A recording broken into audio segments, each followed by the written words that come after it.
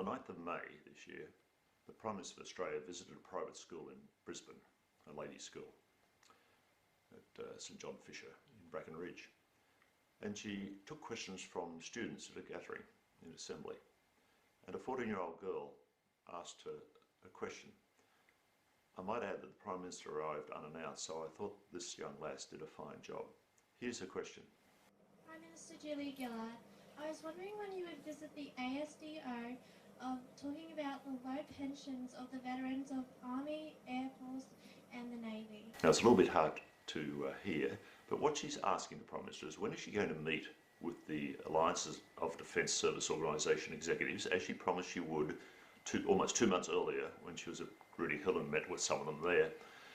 When is she going to meet with them to discuss their concerns regarding the indexation of their pensions? Now, the response I think will amaze you. We'll probably stop it a couple of times on the way through and discuss a few elements of her response. Here's the first part of it. We have a system of pensions for our former Defence Force personnel, and they are pensions that are more generous, as they well should be. So those pensions are more generous. For me, I think it's important we continue the generous pension system.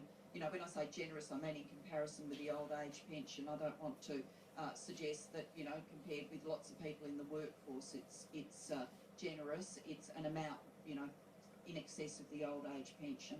So I want to see us having a really good system to support our retired personnel. So it's a generous scheme. Once again, this gets trotted out. Every time this current government stands up with any of its ministers, any of its MPs, they always say, oh, it's a very generous scheme.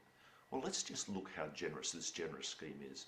First of all, we shouldn't even be discussing it because it's a defined benefit for a superannuation scheme versus a welfare scheme. But let's, because they keep trotting it out, let's look at it and ask, is it really that generous? I'd ask you to remember that 90% of those defence personnel receiving their superannuation entitlements through a pension are receiving less than $30,000 a year. 90%. I'll show it to you on this graph. There's the graph.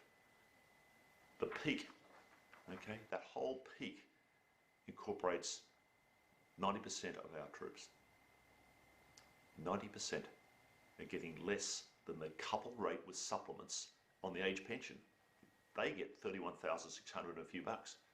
All right, so how on earth can our Prime Minister of Australia stand up in front of all these girls at this school and try to convince them that, nah, there's no need to meet with the Alliance of Defence Service Organisation because they're on a very generous scheme? Not good enough, Prime Minister, not good enough. Here's the next part of her response to the question. There's been a debate about what the indexation rate for those pensions should be. It is different than the indexation rate for the age pension, but the age pension is of a far lower value, and it's a broad entitlement, whereas these pensions and benefits are of a far higher value. So finally she gets to the nub of it.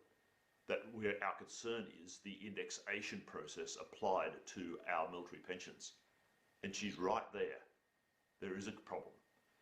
And it's a problem because when the system of indexation was finally agreed upon for both the Commonwealth public servants, the welfare recipients and the military superannuants, when it was finally agreed and the Government of Australia passed the rules, that would see that the welfare and the superannuants indexation would be treated the same, so that all three bodies would guarantee to retain their purchasing power of their entitlements.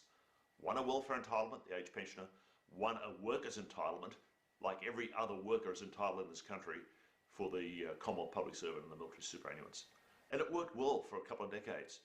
But through manipulation of the CPI and then the changing wage accords, by 1997 the age pensioners were getting concerned and they demanded a wage component to be put into their pension to guarantee their relativity and retain their purchasing power. And that was done by adopting 25% of the, I'll call it the average wage for simplicity, 25%. And that was then stopped the erosion to a degree. But by 2009, this current government actually, the Rudd-Gillard government, became concerned about still not being quite right with the indexation process, and they brought in a pensioners and beneficiary living cost index, a new index in addition to the CPI, and they bumped that 25% of average wages up to 27.7%. But unfortunately, back there in 1997, they discarded the military superannuant, left them on the rocks, and the public service for that matter, left them on the rocks and said, nah, you guys are already getting too much. 90%, remember, getting less than 30,000, less than the age pensioner. But no, you're getting too much. You don't need any further indexation adjustment. And so that deliberate decision by the Parliament of Australia that was set in 1975 and then refined in 1976 was cast aside. And so now you've got this impossible situation where those on a military and a Commonwealth public servant superannuation scheme have lost 40% over the last 20 years in comparison to the average wage. 40%. No wonder they're saying they're fed up. No wonder they're demanding a meeting with the Prime Minister. Okay, let's hear the final segment. So I do understand that debate will continue, and I think in that debate it's just important we get the comparisons right and we also get the costings right. Some of the proposals for change are proposals that would cost, you know, billions and billions of dollars, and people need to think about where any government funding goes and where they think it should be put. Oh, it's the cost. It's the cost. Oh, it's always the cost.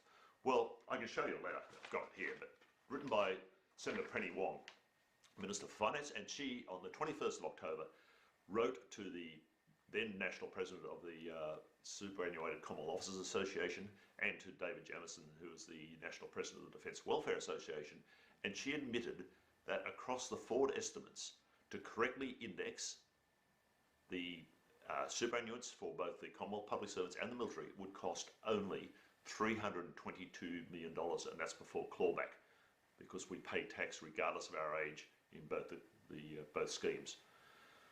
So $322 million upfront cash terms across the forward estimates.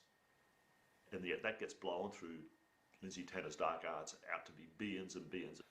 But don't forget that right now there's the Future Fund that's in the accumulation phase, but in 2020 is there to fund these schemes.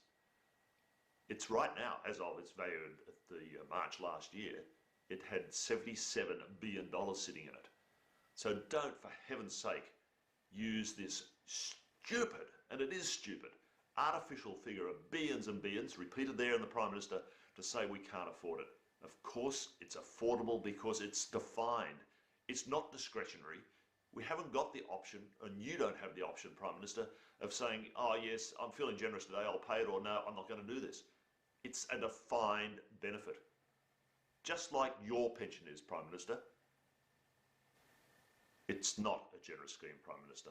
It's not going to cost billions, and it needs to be fixed. And it's not just the retirees, because this CPI works its way into the current scheme that the men and women of the ADF are serving on. Most of them don't realise it. In fact, the vast majority don't realise it, because they're never going to get a hold of it and they're bulletproof. But let me assure you that the CPI is across the entire defence workforce, both retired and serving, and it has to be addressed. And all we're saying is use the same mechanism as you use to calculate the age pension and the war service pension. End of story. Just do it, because I can assure you, Prime Minister, that when we go to the ballot box in September, if this is not addressed by your government before then, fairly and completely, then the dissatisfaction of both the Commonwealth public servants and the military retirees will be reflected in the returns. Thank you.